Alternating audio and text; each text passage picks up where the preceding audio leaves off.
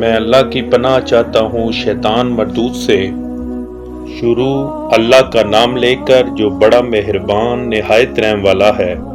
السلام علیکم ناظرین، میں ہوں آپ کا اپنا محمد شہباز مرتضی امان، قرآن پاک اردو یوٹیوب چینل سے۔ ناظرین، آج ہم بہت ہی اہم موضوعات پر بات کریں گے۔ قتل حضرت علی علیہ السلام پر، قتل عمر فاروق رضی اللہ عنہ پر، قتل عثمان غنی رضی اللہ عنہ پر اور قتل حسن علیہ السلام پر۔ ناظرین، سب سے پہلے ہم بات کریں گے حضرت عمر فاروق رضی اللہ عنہ کے قتل کے بارے میں۔ 23 ہجری میں ابو لولو فیروز مجوسی غلام حضرت مغیرہ بن شیبہ کا غلام تھا، جو کہ ظاہری طور پر مسلمان ہو چکا تھا، لیکن دل میں نفرت اور بغض اسلام رکھتا تھا۔ اس قتل کا مقصد خلافت کی سمت اسلام کے بڑھتے ہوئے اثر کو روکنا اور بنو امیہ کے لیے راہ ہموار کرنا تھا، کیونکہ بنو امیہ نے عمر فاروق رضی اللہ عنہ کی شہادت کے بعد خلافت پر قبضہ کر لیا۔ حضرت عمر فاروق پر فجر کی نماز کے دوران حملہ ہوا، 26 ذو الحجہ کو زخمی ہوئے اور 28 کو شہادت نوش فرمائی۔ حضرت عمر فاروق کی شہادت کے بعد سب سے زیادہ فائدہ بنو امیہ کو ہوا، کیونکہ جس طرح حضرت ابو بکر صدیق کے بعد حضرت عمر فاروق نے خلافت سنبھالی، بہت بڑے بڑے امپائر گرائے، بہت بڑی بڑی سی فتوحات اللہ کی ذات نے عطا فرمائیں اور دنیا میں مسلمانوں کا پرچم بلند ہوا، جو کہ دشمن اسلام کے لیے قابل برداشت نہ تھی۔ نبی کریم صلی اللہ علیہ وآلہ وسلم کا فرمان تھا، عمر جنت میں ہے۔ ناظرین، حضرت عمر فاروق، حضرت ابو بکر صدیق، عثمان غنی، میرے پاک رسول محمد عربی کے یہ وہ قریبی ساتھی دوست ہیں جن کو پاک رسول نے اپنی زندگی ہی میں جنت کی بشارت سنا دی تھی۔ اب چلتے ہیں ہم تیسرے صحابی رسول حضرت عثمان غنی رضی اللہ عنہ۔ حضرت عثمان غنی کی شہادت اسلام کی تاریخ کا ایک نہایت ہی حلمناک اور اہم واقعہ ہے، جس نے امت مسلمہ میں فتنے، اختلافات اور جنگوں کا دروازہ کھولا۔ بغاوت کرنے والے باغی گروہ سے تعلق رکھنے والوں نے عثمان کے گھر کا محاصرہ کر لیا، جو کہ مصر، کوفہ، بصرہ سے تھے۔ حضرت عثمان اپنے گھر میں تلاوت قرآن پاک کر رہے تھے کہ حملہ آور کے حملے سے شہید ہو گئے۔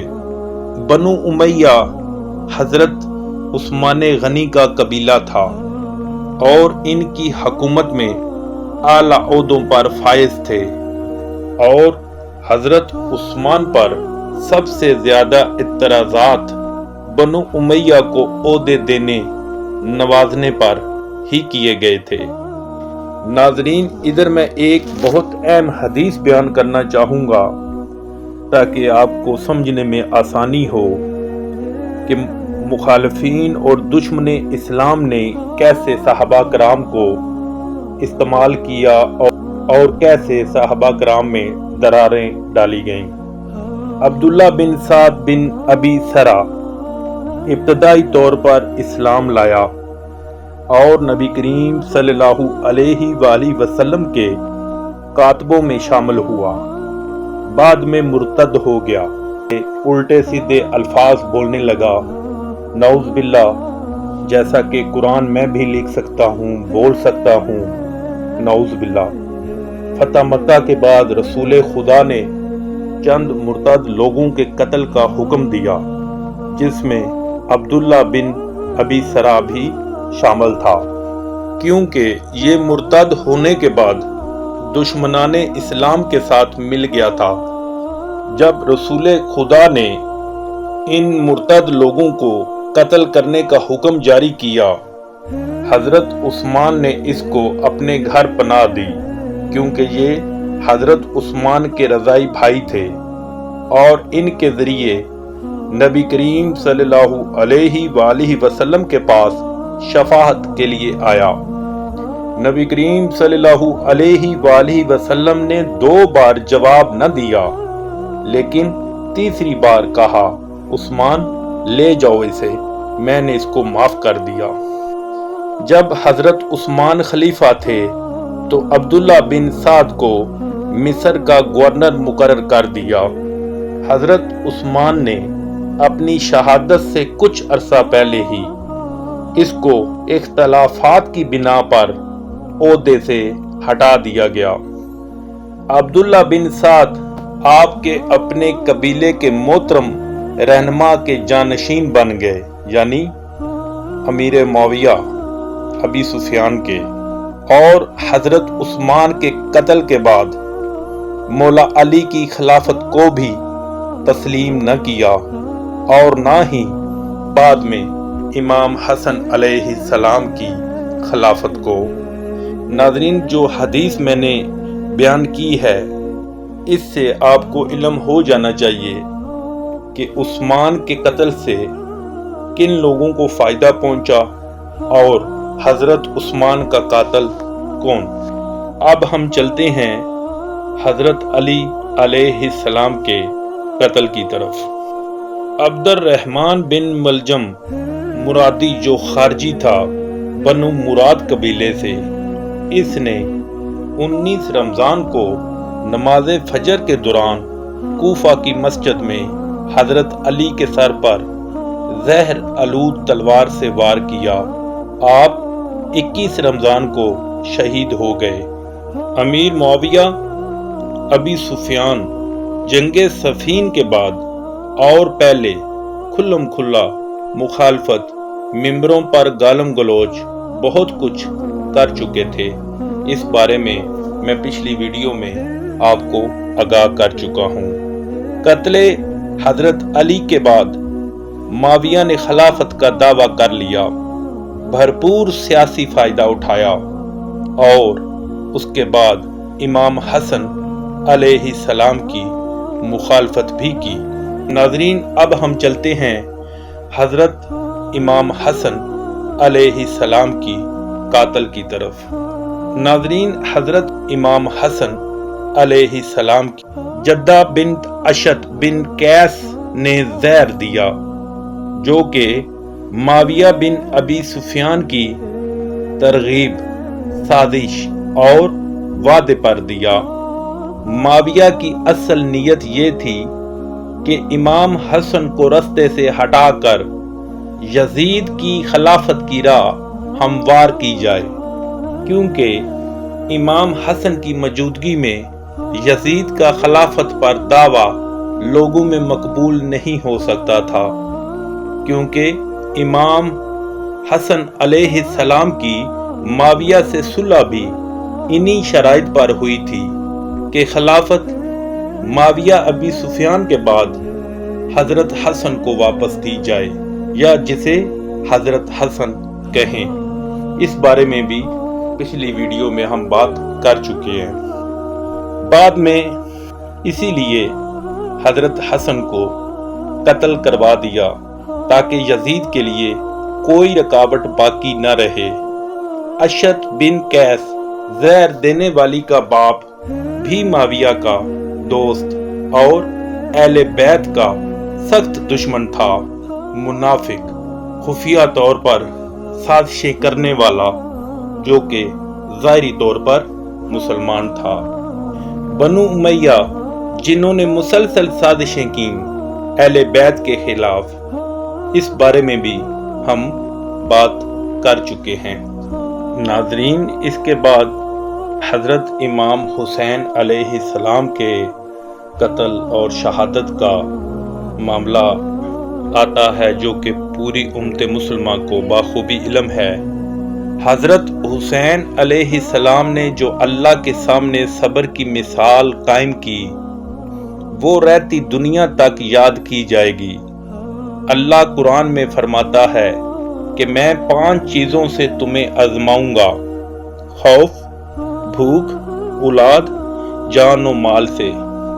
یعنی اسلام میں 5 قسم کی آزمائشیں مسلمانوں انسانوں پر آتی ہیں، چھٹی آزمائش کوئی نہیں۔ شہادت حسین اتنی اہمیت کی حامل کیوں ہے؟ کیونکہ ان پر اللہ نے 5 آزمائشیں ڈال دیں، کوئی وقفہ نہیں کیا۔ حضرت ایوب علیہ السلام پر اللہ کریم کی طرف سے 2 آزمائشیں ڈالی گئیں۔ اگر اللہ کے بہت پیارے ہوں پیغمبر تو اللہ کی ذات ان پر 2 آزمائشیں ڈالتی ہے، جبکہ میرے مولا حسین علیہ السلام پر اللہ نے 5 آزمائشیں ایک دن ہی میں ڈالی۔ اللہ کی ذات ہمیشہ ہر انسان پر ایک ٹائم میں ایک ہی آزمائش ڈالتی ہے۔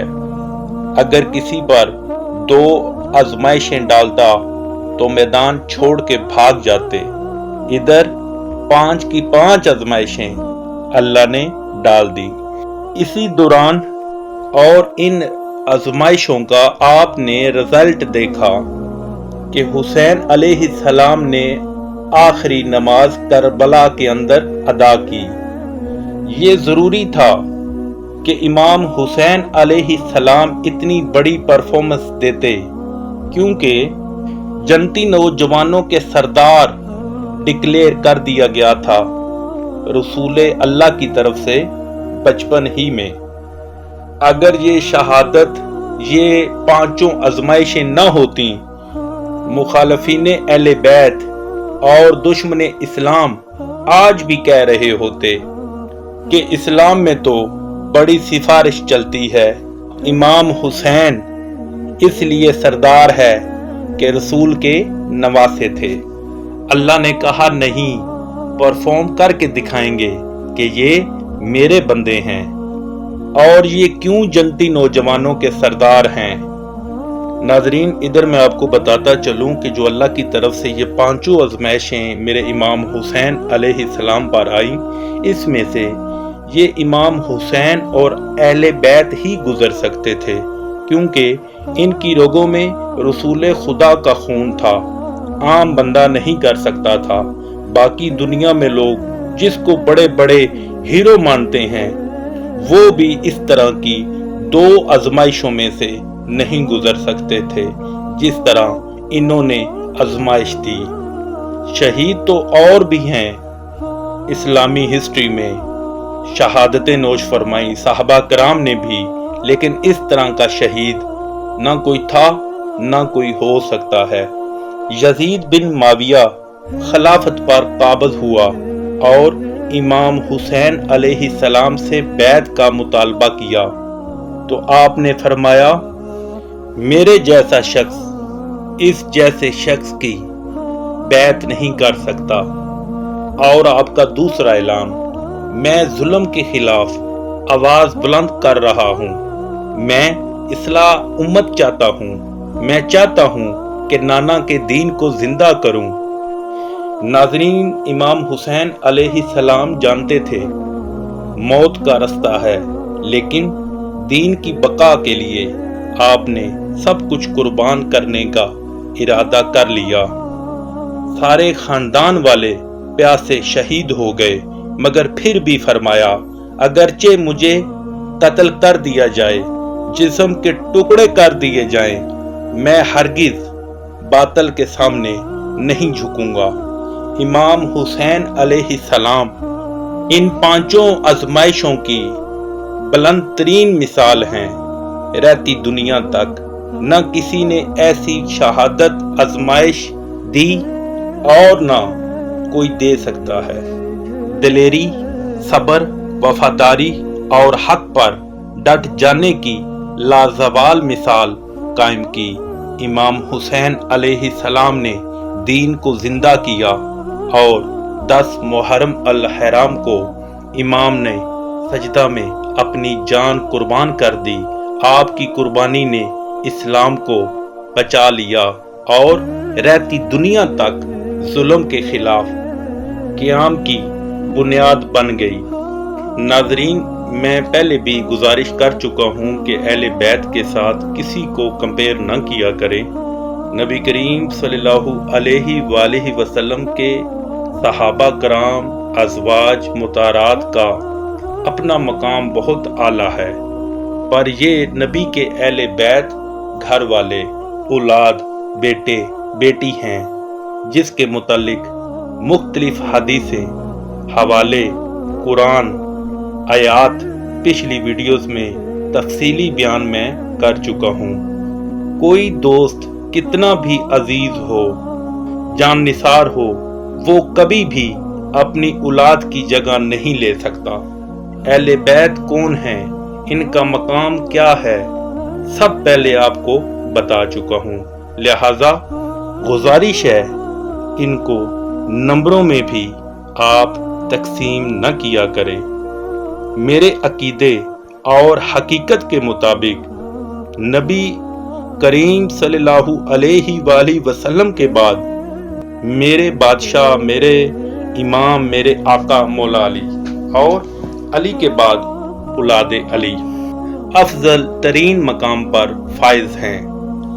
یہ نبی کریم کے گھر والے تھے، صحابہ کا اپنا مقام، پر وہ ان کے برابر نہیں ہو سکتے، اور نہ کبھی انہوں نے خود کو کبھی سمجھا تھا کہ نبی کے گھر والوں کے برابر یا ان کے بچوں کے برابر یا ان سے بڑھ کر یا ان سے افضل ہم ہیں۔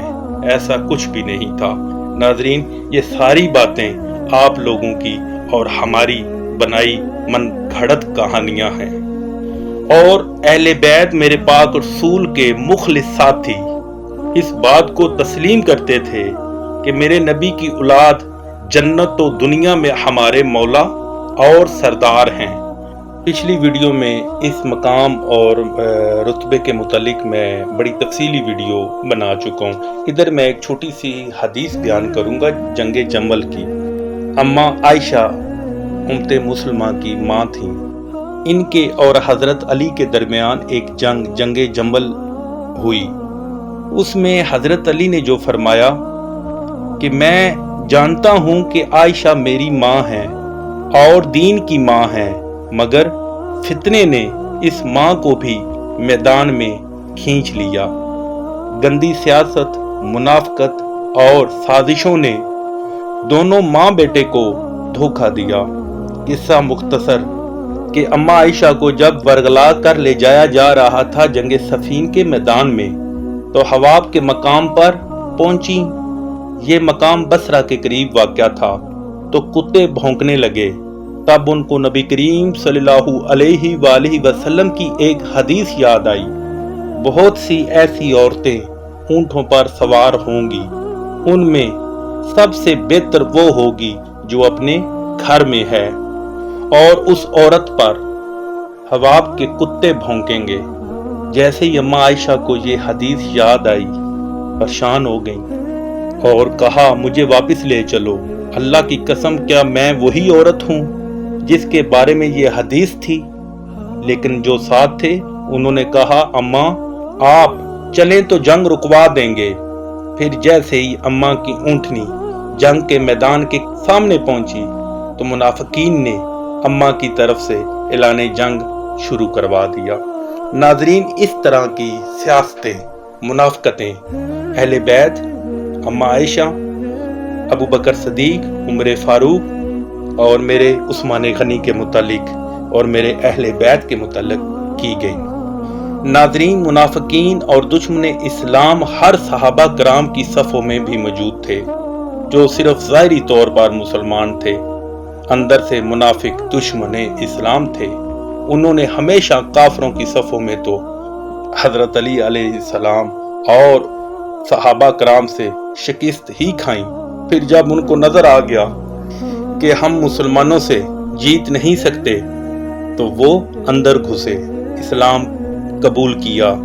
ظاہری طور پر اہل بیت صحابہ کرام سے اپنی دشمنی اور नुकसानों के बदले लेने लगे।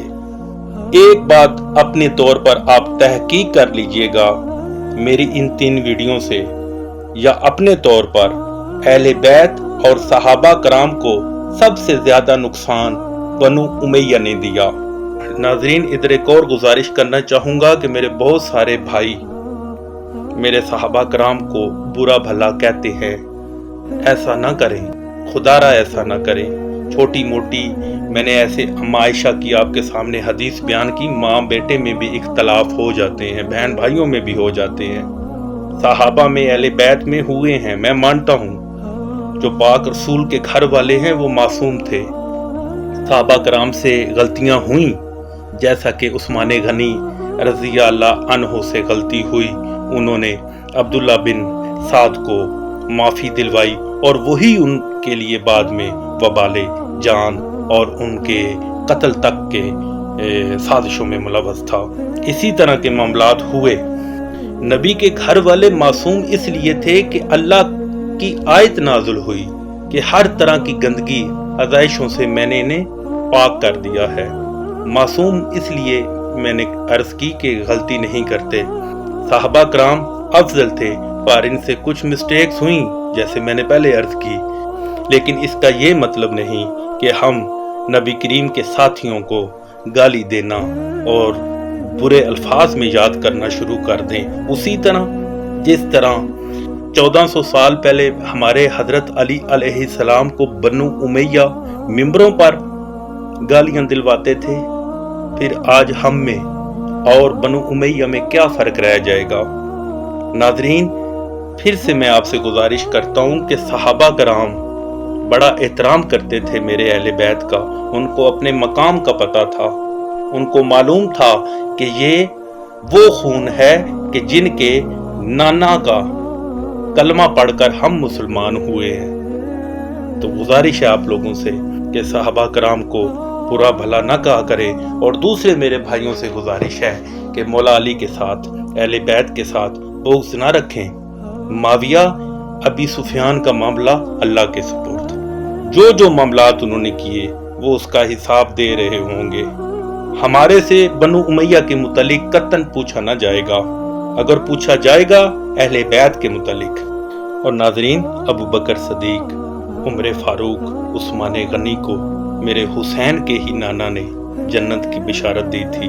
नबी करीम सल्लल्लाहु अलैहि वसल्लम के जाने के बाद बहुत गंदी सियासत का खेल रचाया गया, जो पहले 2 वीडियो में बयान कर चुका हूँ।